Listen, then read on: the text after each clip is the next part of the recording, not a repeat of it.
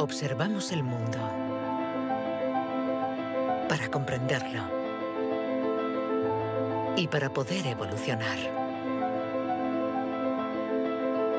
La inteligencia nos ha permitido forjar herramientas para comprender lo pequeño y lo infinitamente grande. Desde hace más de un siglo, psicólogos, biólogos, genetistas y neurocientíficos la diseccionan, la analizan y la miden. Hemos inventado los ordenadores y caminado sobre la Luna. Pero contrariamente a lo que podríamos creer, nuestra inteligencia individual no ha aumentado. Hoy en día, la ciencia explora las diferentes facetas de nuestra inteligencia. Pero, ¿saben en realidad los científicos qué es la inteligencia?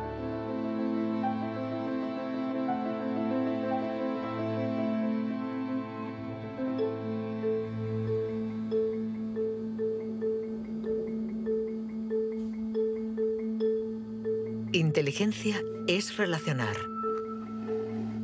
unir elementos diferentes para hallar soluciones. Para entenderla, hay que conseguir dividirla y aislar todos sus componentes. Los investigadores estudian sus diferentes facetas.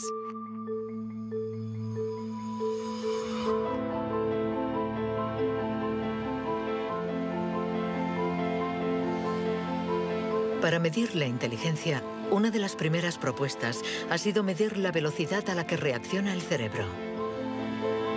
Este es el método que el profesor Tenny Yanois ha utilizado. Él ha comparado nuestro tiempo de reacción con el de nuestros ancestros. Y los resultados de su estudio no nos favorecen.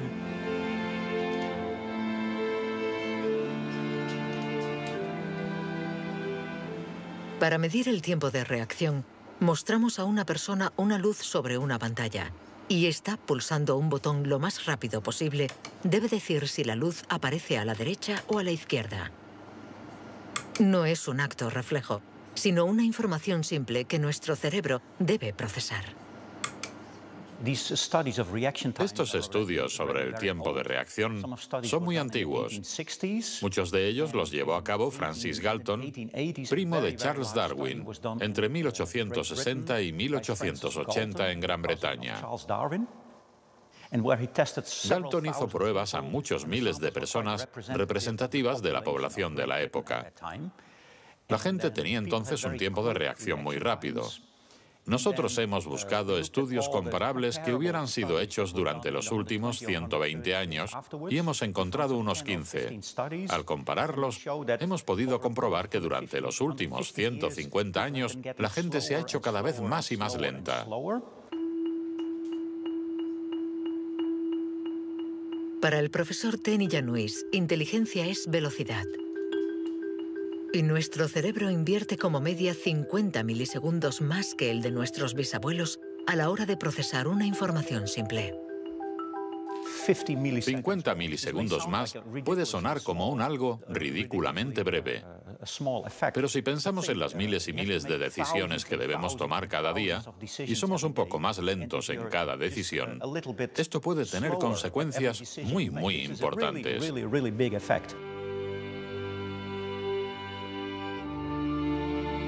El profesor Tenny Yanois está convencido de que somos menos inteligentes que en el siglo XIX.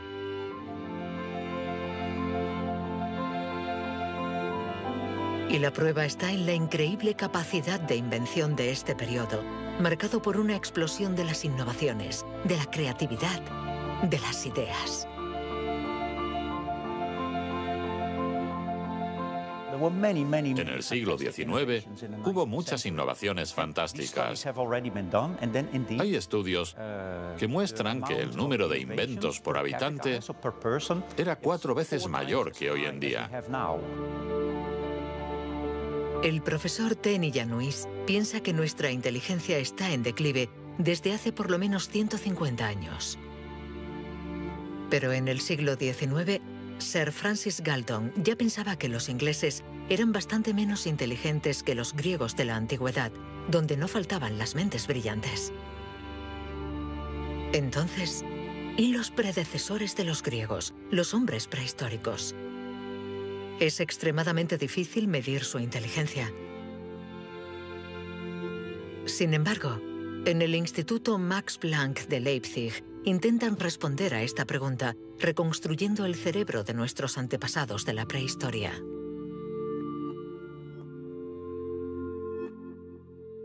La paleoneurología es una ciencia muy frustrante, porque su objeto de estudio es casi inexistente. No hay cerebros fósiles. Lo que sí tenemos es la caja que contenía este cerebro.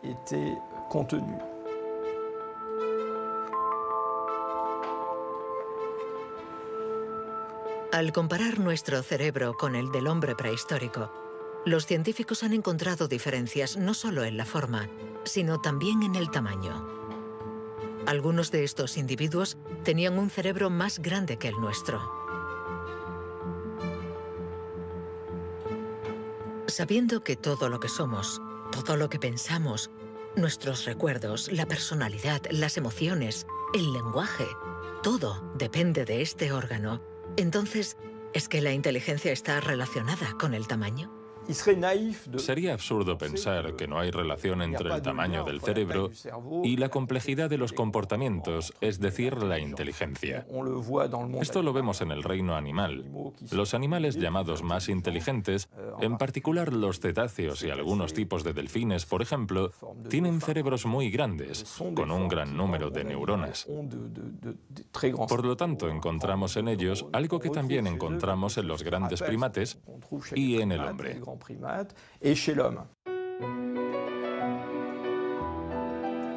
La evolución hizo crecer el tamaño de nuestro cerebro durante 2 millones de años, hasta alcanzar su máximo hace unos 15.000 años.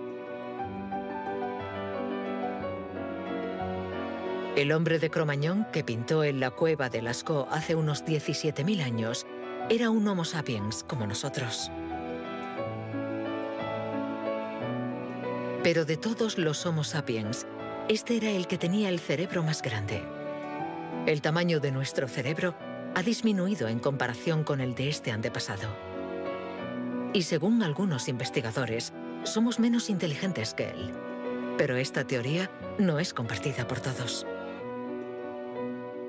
Yo no creo que haya una inteligencia que se pueda medir con una regla y decir que nuestro reciente antepasado era igual o más o menos inteligente.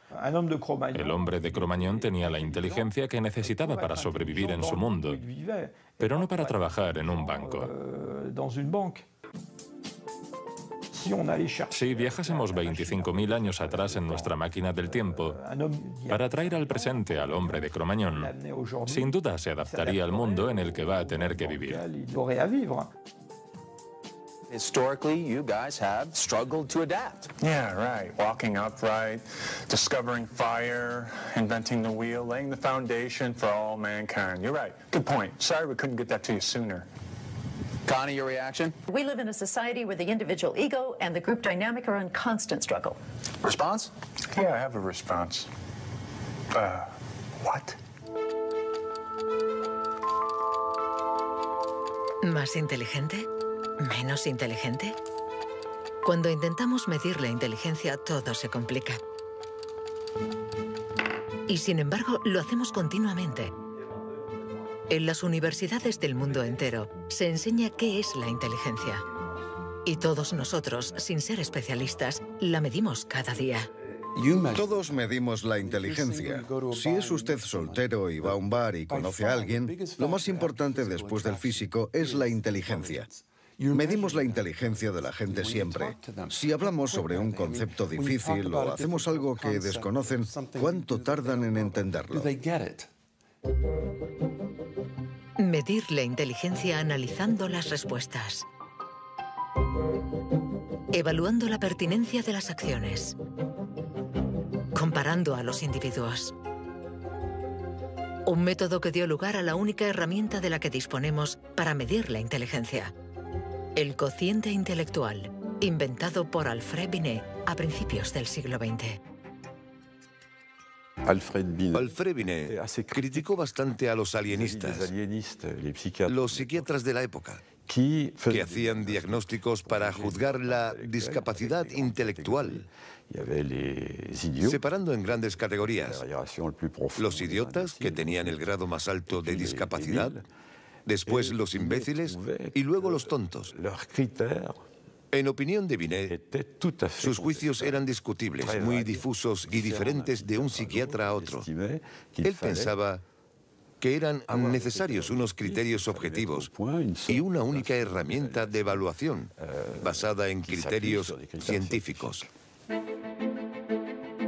En 1905, el Ministerio de Educación francés pidió a Binet que encontrara la manera de detectar a los niños con dificultades escolares. Él no tenía ninguna teoría sobre la inteligencia, pero observando a sus hijas, pensó que podría hacer una evaluación a partir del razonamiento, la capacidad de comprensión y la memoria. Lo que finalmente intentó hacer fue encontrar para cada grupo de edad los problemas característicos de ese grupo. Por ejemplo, les enseñaba una foto y les preguntaba qué representaba. Señaló que los niños de 3 años enumeraban lo que había en la imagen. Hay un señor, una señora, un banco, un árbol. Los de 7 u 8 años describían la imagen. Hay un señor y una señora sentados en un banco. Y por último, los de 12 años interpretaban la imagen. ¿Están tristes? ¿O bien el señor está enfermo? Y cosas así. Así, Binet desarrolló junto a Théodore Simon el primer test de inteligencia. Había nacido el clásico test de la edad mental. Es la relación entre la edad mental dada por el resultado del test y la edad real de la persona. La cifra se multiplica por 100 para obtener el cociente intelectual. Si un niño de 10 años resuelve las pruebas de uno de 12, será un niño adelantado y tendrá un cociente de 120. La idea era relacionar el rendimiento de un individuo con el de otros individuos comparables, es decir, los que están exactamente en la misma categoría de edad, la misma cultura, etc. Y, obviamente, partiendo de una serie de puntuaciones en la prueba para una edad determinada. El cociente intelectual es la posición de un individuo comparado con el rendimiento de otros que son como él o ella, es decir, de la misma edad. Le damos al cociente intelectual un poder exagerado, porque pretende medir una cualidad tan particular como la inteligencia. Es difícil resistirse a la tentación de medirse, de compararse. Lo que sí es un poco ridículo es lo que nos encontramos actualmente en Internet, como las páginas web que calculan nuestro cociente intelectual. La gente hace el test, se encuentra con una cifra y la interpreta. Y si, por ejemplo, esta cifra no es buena, pensamos que no somos inteligentes. Es absolutamente catastrófico. El 2. Es ridículo pensar que una cifra defina a una persona. El 4. El 3. Solo un psicólogo hará un test fiable del cociente intelectual. El 2. Ya que debemos saber cómo interpretarlo en relación con el pasado del individuo, su presente El 2 y el 3. y su personalidad. Este cociente mide la inteligencia. Compara a las personas. Pero ¿nos permite saber si nuestra inteligencia ha evolucionado desde que Binet lo inventó hace más de un siglo? ¿Obtenemos mejores resultados en el test hoy? En Nueva Zelanda es donde por primera vez han respondido a esta pregunta. Allí, James Flynn ha hecho un descubrimiento sorprendente que los científicos de todo el mundo han bautizado como el efecto Flynn. El efecto Flynn supone el descubrimiento de que todas las naciones que entraron en la era industrial han obtenido mejoras considerables en los tests de cociente intelectual. He revisado toda la variedad de estas pruebas en 40 países, como en Francia, Holanda o Noruega, donde los jóvenes habían sido llamados al servicio militar. Se les ha dado cada año exactamente el mismo test, y las mejoras son muy evidentes. Hace una o dos generaciones, la gente obtenía una media de 30 respuestas sobre 60. Hoy obtienen 45.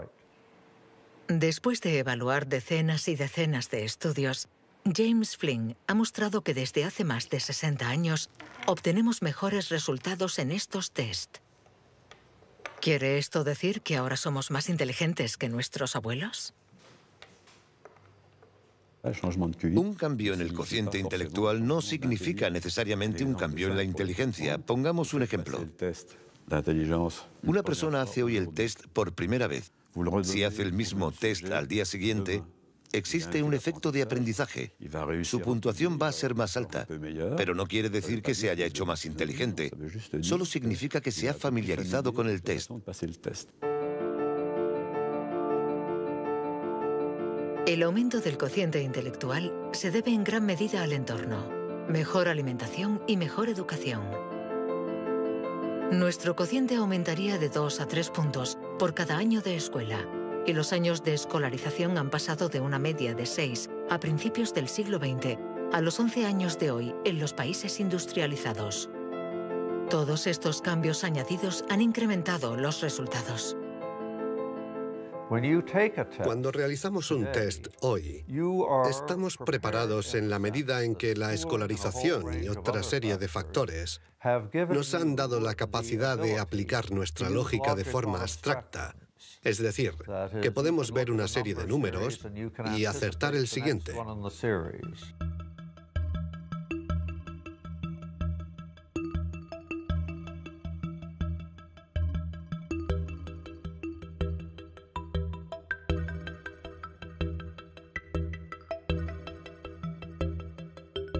En cuanto a la inteligencia, no hay que fiarse de las apariencias. Tener mejores resultados en estos test no implica que seamos más inteligentes. Se trata solamente de que estamos mejor preparados para pasar el test. Nuestra inteligencia es como un músculo que entrenamos para obtener de él todo su potencial, y con el entrenamiento podemos alcanzar nuestros límites. Las cifras lo demuestran. Tras decenios de mejora, los resultados de los test han llegado al tope.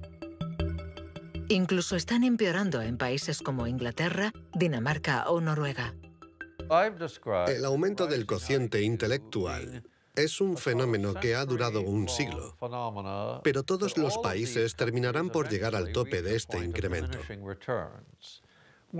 Sospecho que la educación formal ha abusado de la capacidad de manipular los conceptos abstractos y, a menos que se produzca una revolución de la pedagogía, los beneficios que ha producido la escuela van a tocar techo, ya que hoy en día casi todo el mundo está escolarizado.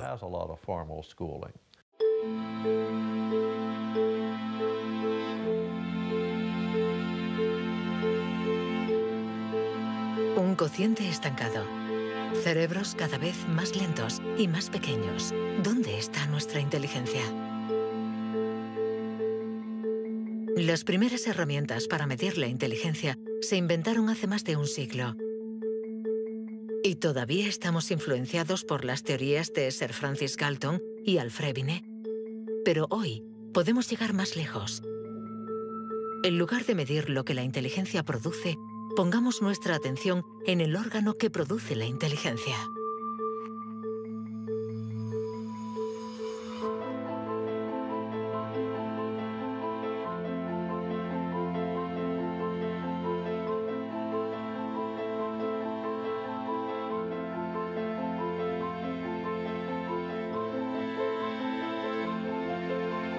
Richard Heyer es psicólogo y neurocientífico en la Universidad Irvine de California. Desde hace más de 30 años, intenta averiguar cómo es un cerebro inteligente. Gracias a los progresos de los instrumentos de observación, Heyer y su colega, el profesor Rex Jung, investigan en qué lugar del cerebro se aloja la inteligencia. Veamos el cerebro de Richard Hayer. Vemos un bonito cerebro. El doctor Hayer es una persona brillante e inteligente y vemos todas las regiones que sustentan su inteligencia.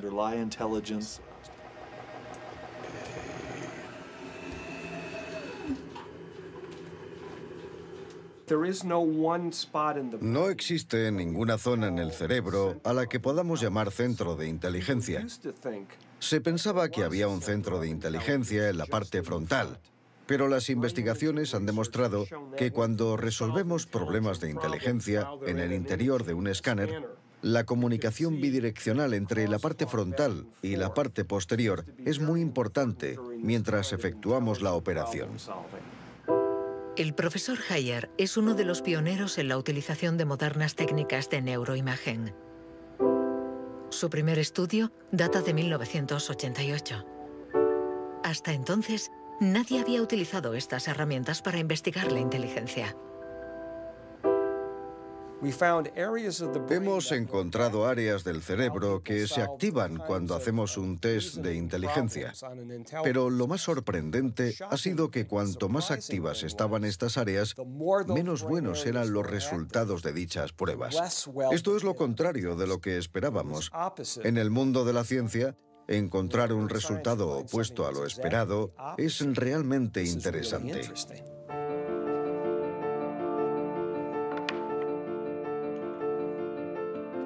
Un cerebro inteligente no es un cerebro que funciona más, sino todo lo contrario. Es un cerebro que funciona menos. Esto es lo que llamamos neuroeficacia. Ser inteligente consiste en resolver un problema con el mínimo esfuerzo.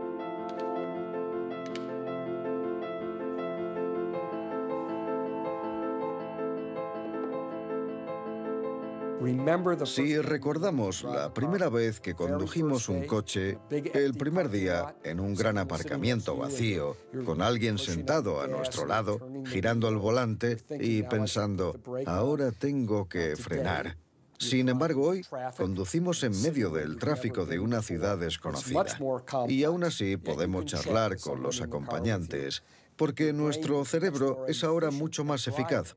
Por lo tanto, un alto nivel de inteligencia no está necesariamente ligado a un cerebro que trabaja más, sino a una transmisión más eficaz de la información entre las zonas importantes del cerebro.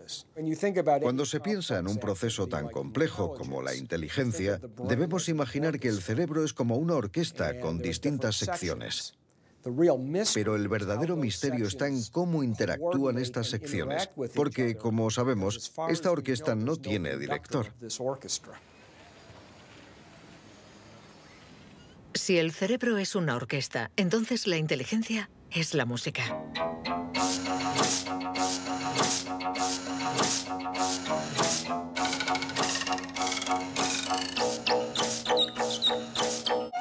Cuando empezamos a interpretar la partitura, nunca sabemos cómo van a tocar juntos los músicos.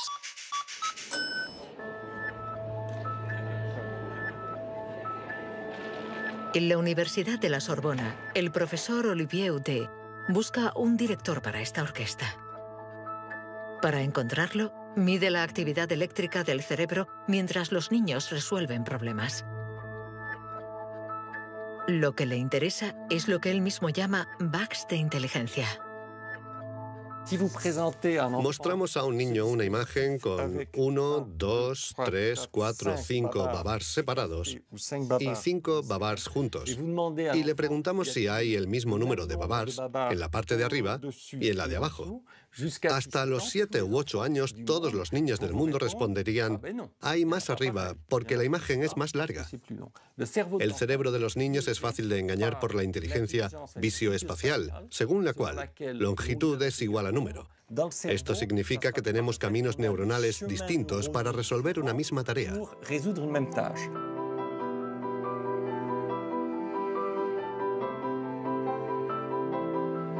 Contar o medir. Hay muchas soluciones para un mismo problema, y nuestro cerebro está continuamente luchando para inhibir las estrategias negativas.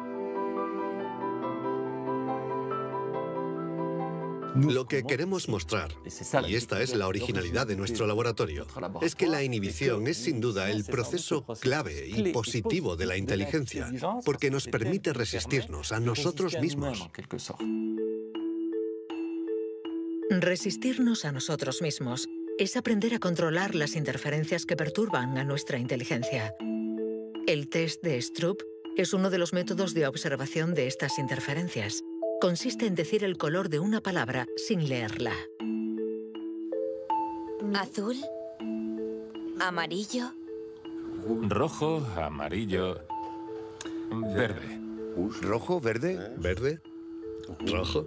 Verde, amarillo. Amarillo, rojo. amarillo, amarillo, rojo. ¿Amarillo? ¿Rojo?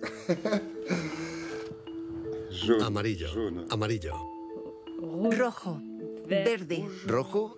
¿Amarillo? ¿Azul? ¿Verde?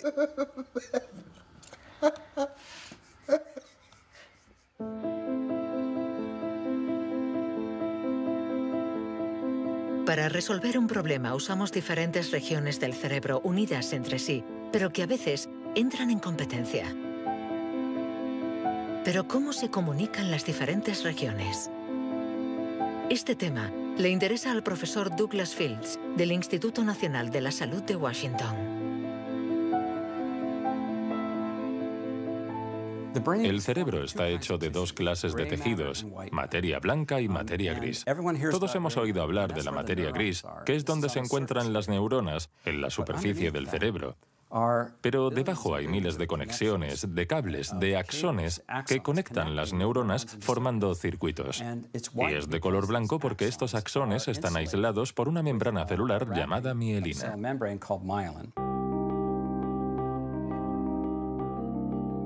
La mielina envuelve los axones y permite que la información circule de forma rápida y eficaz en el cerebro.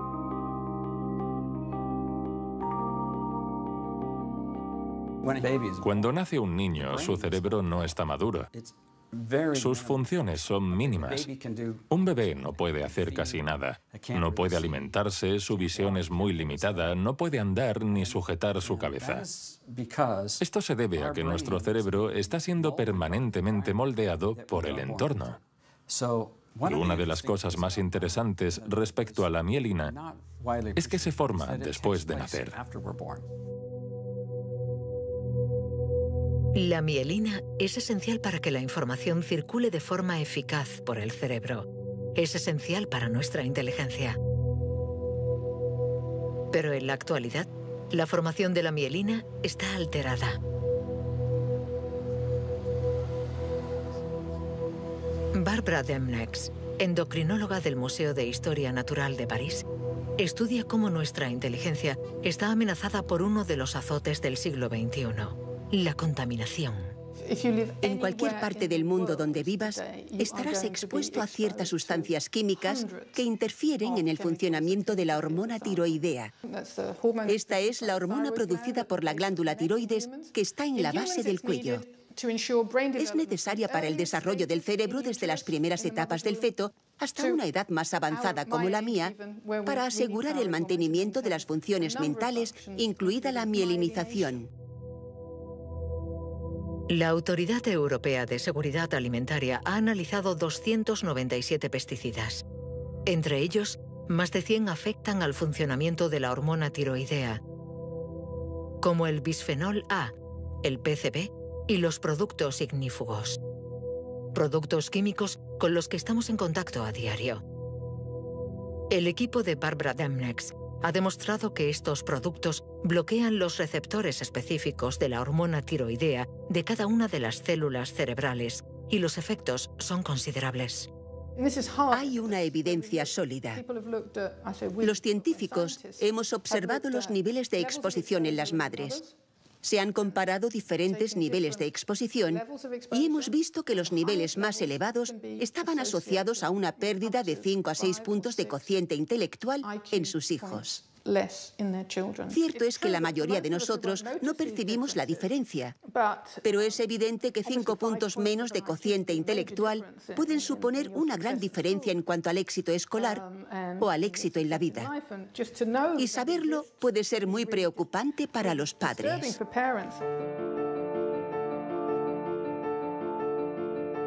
Nuestra inteligencia nos ha permitido crear un mundo complejo, pero a costa de degradar el medio ambiente.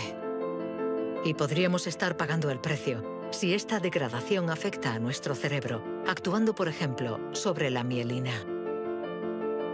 Pero si este fenómeno se confirma, ¿qué haremos?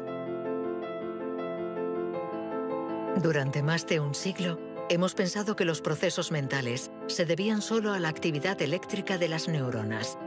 Pero hoy, los neurólogos han comenzado a explorar nuevos campos. Tan solo el 15% de las células del cerebro son neuronas. El resto, el 85%, no se comunican mediante impulsos eléctricos. Las llamamos glía. Nuevos métodos nos han permitido ver, para nuestra sorpresa, que las células gliales se comunican entre ellas y con las neuronas sin electricidad. Esto es un punto de partida fascinante, porque supone un cambio fundamental de conceptos respecto al funcionamiento del cerebro a nivel celular. Células gliales. Células mucho más numerosas que las neuronas y que forman su entorno. Algunas fabrican la mielina. Otras alimentan a las neuronas y las protegen. Estas se denominan astrocitos. Y un descubrimiento inesperado indica que los astrocitos juegan un papel en la inteligencia. Todo comenzó con un genio. En abril de 1955, en el Hospital Princeton de New Jersey, el patólogo Thomas Harvey dirigió la autopsia de Albert Einstein. El 18 de abril, a las 8 de la mañana, decidió robar el cerebro del hombre considerado como la encarnación del genio. Pretendía examinar este preciado órgano para encontrar el secreto de la inteligencia. Después de esconderlo en su casa durante 27 años, autorizó a otros científicos a examinarlo. Estos descubrieron en el cerebro de Einstein lo que podría ser el secreto de su inteligencia. El cerebro de Albert Einstein fue examinado para ver qué era lo que lo hacía más inteligente, y no pudieron encontrar ninguna diferencia en el número de neuronas ni en el tamaño. No había nada, excepto que su cerebro tenía más astrocitos. Esto llamó la atención de mucha gente sobre el papel de los astrocitos en la inteligencia. Los astrocitos. Células gliales identificadas hace más de un siglo. Aunque en los últimos años, los científicos han comprendido que su función no era mucho más compleja de lo que imaginaban. Los astrocitos sirven para muchas cosas. Controlan la sinapsis, controlan el flujo sanguíneo en el cerebro, alimentan a las neuronas, reaccionan a las heridas. Todas estas cosas estaban consideradas como tareas menores que los astrocitos hacían en el cerebro, y no habían sido tomadas muy en serio hasta que se dieron cuenta de lo determinantes que son los astrocitos para las neuronas. Un astrocito humano controla cientos de neuronas, muchas más que, por ejemplo, un astrocito de ratón. Basándose en esta observación, un equipo de la Universidad de Rochester ha realizado un experimento fascinante. Para entender mejor la inteligencia humana, han decidido cruzar la barrera de la especie y han trasplantado astrocitos humanos en el cerebro de un ratón. Hemos trasplantado astrocitos humanos en ratones y el trasplante invadió literalmente todo su cerebro. Cuando lo revisamos un mes después, pudimos ver que allí donde habíamos realizado el injerto, este ocupaba un lugar discreto. Un año más tarde, todo el cerebro se había injertado a sí mismo. Todas sus células habían sido literalmente reemplazadas por células humanas. Y nos dimos cuenta de que estos ratones tenían más memoria y más capacidad de aprendizaje que los no injertados. Para comprobar las capacidades de los ratones con el cerebro modificado, los metieron en un laberinto. Resultado: los injertados encontraron la salida 2 veces más rápido que los no injertados. Este experimento no deja lugar a dudas. Los astrocitos favorecen la memoria y el aprendizaje. Juegan un papel clave en nuestra inteligencia.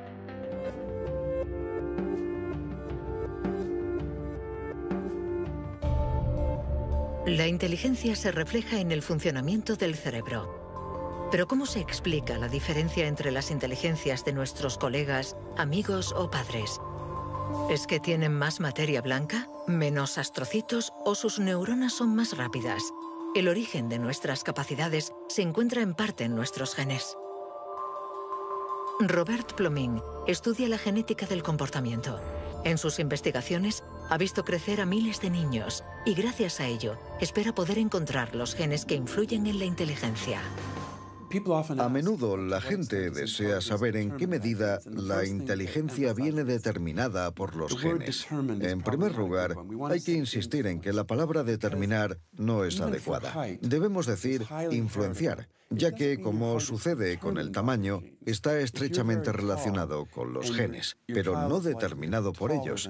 Si somos altos, es probable que nuestros hijos sean más altos que la media, pero si están mal alimentados o enfermos, serán más bajos. Esto no es determinar, es influenciar. En otras palabras, los genes nos dan el potencial y el entorno decide el resultado final.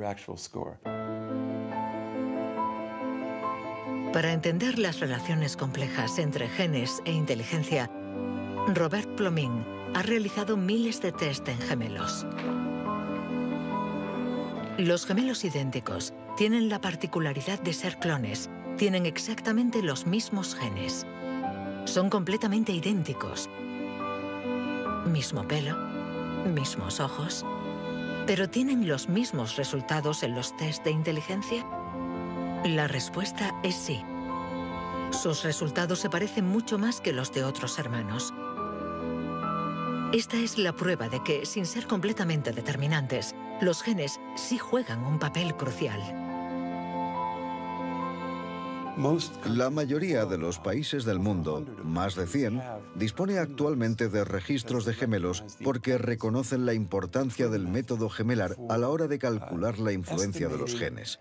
La siguiente etapa de nuestras investigaciones consiste en encontrar los genes responsables de la inteligencia. Para esto, Robert Plomin ha utilizado chips de ADN capaces de detectar más de 1 millón de marcadores genéticos. Comparando el ADN de los que tenían buenos resultados en los test, Plomin quería saber si ciertos genes se dan con más frecuencia. Pero la identificación precisa de estos genes es mucho más complicada de lo que esperaba.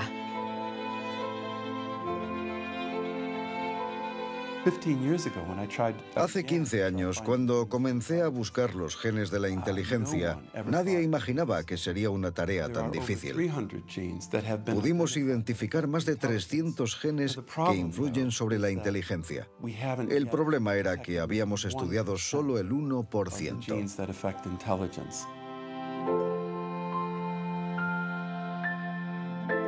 La inteligencia está influenciada por la interacción de muchos miles de genes que conforman una red increíblemente compleja.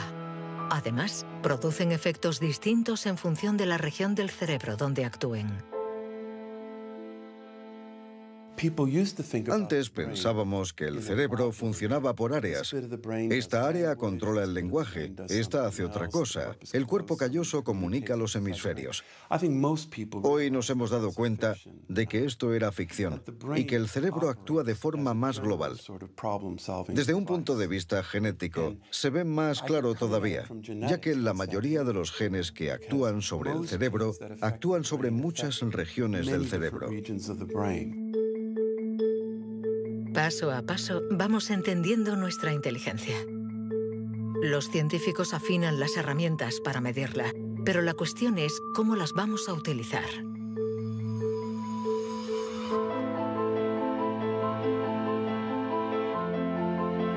La inteligencia es lo que mejor predice nuestro nivel de estudios o nuestro empleo.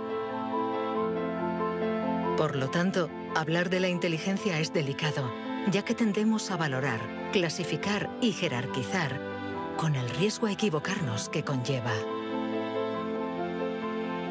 El error de razonamiento está en considerar que la inteligencia puede ser esencialmente hereditaria. Y esto nos ha llevado a divagaciones, en mi opinión, total y absolutamente ridículas. Por ejemplo, en 1924, creo, se votó en Estados Unidos una ley que restringía la inmigración mediante cupos, porque en los test daban resultados menos buenos. Y se suponía que los inmigrantes eran hereditariamente menos inteligentes. Se limitó, pues, su entrada al país para evitar un descenso en la media. Como sabemos, entraban por la isla de Ellis, frente a Nueva York, donde muchos de ellos eran devueltos, sobre todo aquellos que se anticiparon al auge del nazismo. Pienso especialmente en los judíos de Europa del Este que fueron expulsados por razones absolutamente estúpidas. Durante mucho tiempo, creímos que nuestro origen era determinante y que nuestra herencia controlaba nuestras vidas. Después, por suerte, la ciencia ha abandonado esta visión determinista. Pero la inteligencia es algo especial. Un tema tan sensible que los pasos en falso han marcado su historia. William Shockley, físico visionario y premio Nobel por su descubrimiento del transistor, resultó menos brillante en sus estudios sobre la inteligencia. Dr. Shockley, if you could answer it yes or no, I would appreciate it. Do you believe that black people are inferior in intelligence because of their heredity? What I say is this. My research leads me, and it's a tragic conclusion, really, my research leads me inescapably to the opinion that the major cause of the American Negro's intellectual and social deficits is hereditary and racially genetic in origin, and thus not remediable to a major degree by practical improvements in environment. Then what do you see as the solution to the problem?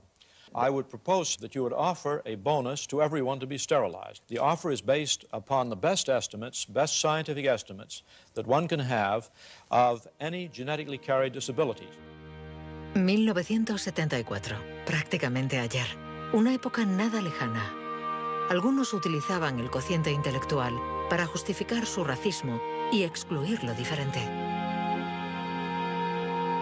Joseph Skobanek sufre el síndrome de Asperger, una forma de autismo compatible con un cociente elevado. Graduado en ciencias políticas, doctor en filosofía y escritor, con 6 años no hablaba una palabra. Hoy habla 7 idiomas, entre ellos el hebreo, el árabe, el persa y el azerí. Yo formaba parte de esos niños cuyo destino era la basura.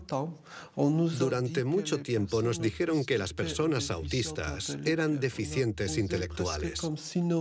Autismo llegó a ser casi sinónimo de discapacidad intelectual. Sin embargo, hoy sabemos que esto no es así. Toda sociedad humana necesita una jerarquía, necesita gente que marque la diferencia. Y tendemos a resumirlo todo bajo un criterio único. En Estados Unidos, la calidad humana y las jerarquías se definen por el cociente intelectual. En Francia puede ser cualquier concurso administrativo.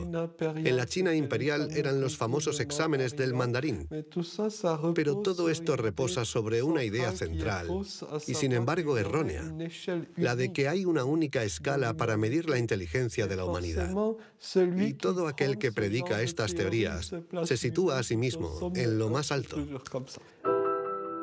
La inteligencia como escala única de la humanidad. ¿Pero se puede definir lo humano desde una sola dimensión? ¿Podemos ser definidos tan solo por la inteligencia cuando ella misma tiene tantas facetas distintas?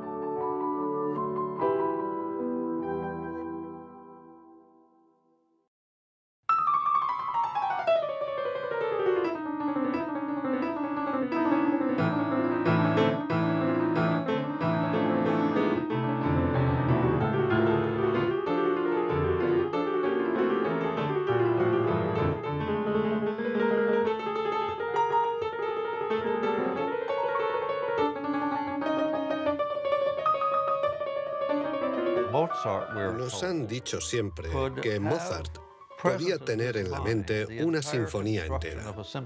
Cuando escuchamos una sinfonía, debemos seguirla a medida que se desarrolla en el tiempo. Sin embargo, él la veía en su totalidad. Viene a ser la clase de complejidad mental de un matemático cuando tiene en mente 7 u 8 fórmulas y conoce todas las conexiones posibles entre ellas. Pero siempre podemos argumentar. ¿La inteligencia musical es inteligencia? No importa. Lo que importa es que existe y que aquellos que la poseen no tienen necesariamente un cociente intelectual elevado.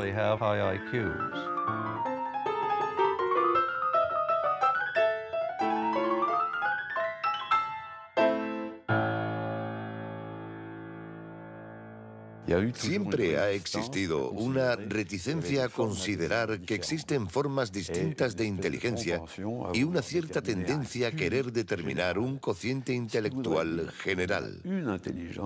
Una única escala de inteligencia donde podemos situarnos por encima o por debajo. Pero la realidad lo contradice. Existen numerosas formas de inteligencia y podemos tener un nivel muy alto en algunas de ellas y un bajo nivel en otras. Esta idea estaba en los primeros estudios sobre la inteligencia. Hoy, los científicos ya han aceptado que sea cual sea el método utilizado, no van a conseguir medir la inteligencia con una escala única.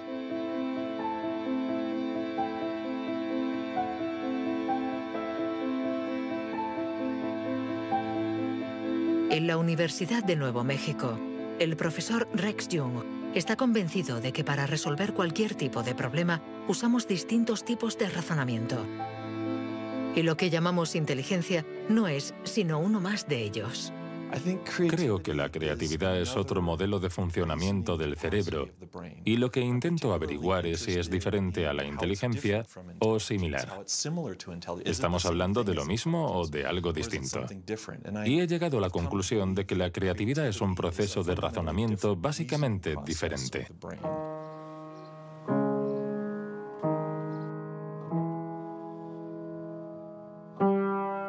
Leer una partitura es ser inteligente utilizando nuestros conocimientos.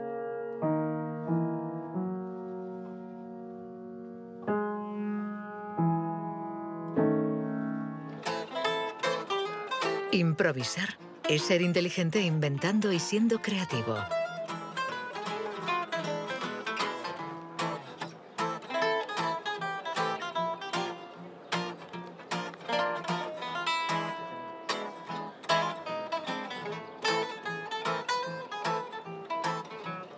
Un músico puede ser a la vez inteligente y creativo, un sujeto de estudio ideal.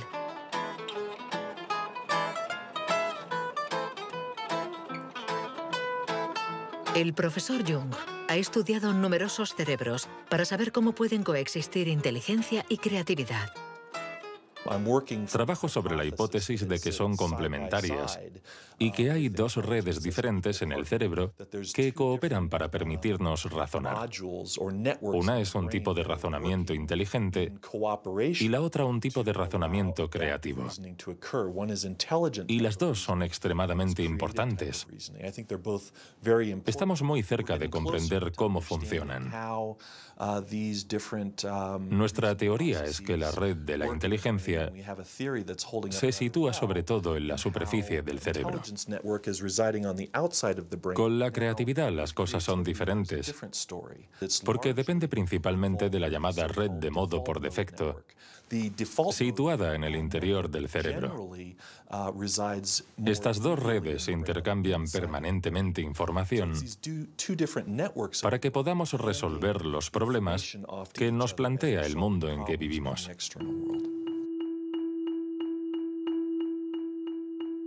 Todos hemos experimentado esa sensación de una idea que surge de no se sabe dónde con la fuerza de la evidencia. Lo que nos revelan los neurocientíficos es que la forma de razonamiento inventivo creativo es una única forma de razonamiento. ¿Podemos ser inteligentes sin ser creativos? ¿O creativos sin ser inteligentes? ¿Esta cuestión tiene sentido? Para evolucionar de forma inteligente, ¿no necesitamos todos los recursos de nuestra mente? No podemos ser creativos, por ejemplo, en física, si solo tenemos formación en física. Para ser creativos en física, necesitamos estar educados en ese universo extraño y poder utilizar y reutilizar los mecanismos mentales que hemos aprendido en otros contextos. El problema de las investigaciones estériles es que se encierran en su burbuja y no dan ni reciben información. Por el contrario, las personas creativas son aquellas que importan ideas de un universo a otro.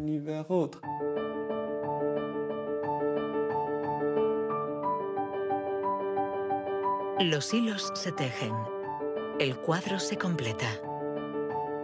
Los científicos ensamblan poco a poco las diferentes piezas de nuestra inteligencia. Pero el mundo evoluciona y la inteligencia también. El cerebro está en permanente evolución y permite que la inteligencia se adapte a los problemas que debemos resolver, por múltiples y variados que estos sean.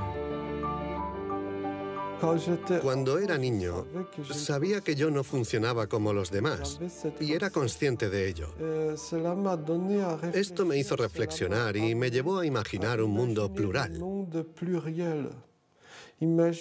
mundo donde no hubiera una única forma de clasificar y de medir, sino muchas.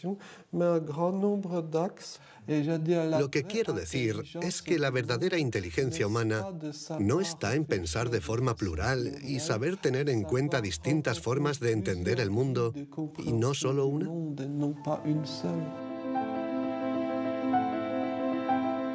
El papel de la ciencia no debe ser el de decir si somos más o menos inteligentes que nuestros vecinos o que nuestros antepasados, sino el de ayudarnos a entender cómo funciona nuestro cerebro.